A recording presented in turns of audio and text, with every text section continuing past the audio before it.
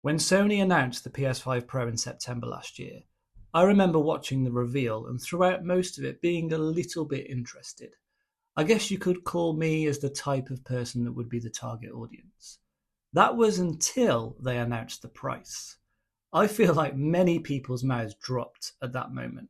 When I was speaking with friends and we were discussing the announcement, we all agreed the price is too high, I will not be getting one. Fast forward to early February this year, and I'm taking delivery of a PS5 Pro console and setting it up. Why did I change my mind? And how has my first month been with the console?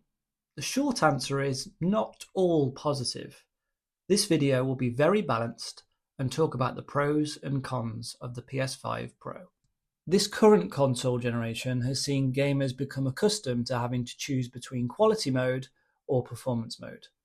The PlayStation 5 Pro sets its sights on combining these two together, which means generally a target of high fidelity and 60 frames per second. Games that are Pro enhanced generally achieve this target. In fact, some push this further, with options in between and above, including 120 FPS modes and 40 frames per second balance modes. An additional benefit to this is having a variable refresh rate display. I think we are approaching 100 titles now that are Pro enhanced. I and many others probably would have liked to seen that number a little bit higher at this point. So what does this actually mean in real usage? Well, yes, you can technically play games at 60 frames per second with similar visuals to fidelity or quality modes. I always used to go with performance mode, so for me, I am now generally playing at the same frame rates I used to, but with higher quality visuals. I often see the question, how noticeable is the difference? The honest summarized answer is small differences that will actually depend on the user, including distance to the TV, etc. But I think the most important set of words there are small differences. For most PS5 Pro enhanced games, you are getting a higher dynamic resolution target and maybe sharper edges and clearer shadows or foliage at 60 frames per second. You are much more likely to see a more blurry image on the base PS5 in 60 FPS performance modes compared to Pro performance modes. For games that are not Pro enhanced, you may get some slightly higher FPS or resolution counts on a game-by-game basis, but in general use, you're not going to notice much at all. This was a little bit disappointing for me, as I would have liked a more hardware-level baked-in boost for certain titles. And this shows that developers really do need to make adjustments for the Pro, including implementing the AI-based upscaler PSSR. For older PS4 titles, there is an option, which is actually off by default, that will allow some games to receive a resolution bump. But again, there are some limitations here, and the differences are quite minimal indeed.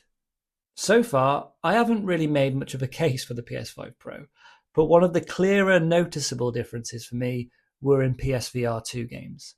This includes games that just get a bump and those that have specific enhancements. In fact, this is one of the major factors between me hearing about the Pro, saying no to getting one, but then actually buying one. I bought a PSVR 2 during Black Friday, which changed my use case a little. It also helps that two of my most played games, Gran Turismo 7 and No Man's Sky, both had noticeable Pro enhancements. Nice boosts on the flat screen, but even more of a change for VR. Gran Turismo 7 has a resolution boost that looks excellent in the headset, and a unique to Pro reprojection mode. I remember doing my first night race, seeing the reflections on the cars and lights blinding my eyes, and it all felt very, very real. No Man's Sky on PSVR 2 is an amazing experience, but to get it to work in such an open-ended game, the resolution and quality do take a bit of a hit. Using the PS5 Pro though, it brings that quality of the image much closer to what you see on the flat screen. So as mentioned in the intro, that price, right?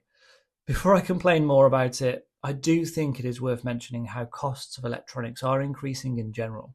I also think it's worth noting that there was likely a good chunk of research and development time that went into Sony's upscaling technology, which I think the PS5 Pro is a little bit of a test flight for future hardware. That said, when you compare what is extra from the Pro over the PS5 Digital, are you getting enough that warrants the cost? We are talking about a more than 50% extra cost here. Are you getting more than 50% extra features? I think the general answer there is no. I did get a slight discount on my console, which I am still seeing these days, and it's kind of the norm now at most UK retailers. I expect even further decreases in price in the future. I think there are a few elements to the question, should I get one? Is it affordable? Should be the first question before any additional thinking. Then, what will be my use case? Are the games that I play the most Pro enhanced? And do I want to see a boost for PSVR 2, or do I plan to get one in the future and would like to see the boost there? I think it's also fair to say, what is GTA 6 on this console going to look like? If the difference there is enough, we might see it become a system seller, but we don't know this information yet. For most people, the answer to these questions are probably going to be no, I'm not going to bother getting one. Especially if you look at some of the articles around how the PS5 Pro has done recently. I think a good way to summarize this whole thought process is, are you somebody who can see the visual difference between quality and performance modes? And do you want them to be married together? My answer for this was yes, plus I wanted those PSVR 2 enhancements, and I researched that most of my favourite games had Pro support. I will finish off by saying this. I'm happy with my PS5 Pro purchase, but I still believe that I paid a little bit over the odds for the net result I got back.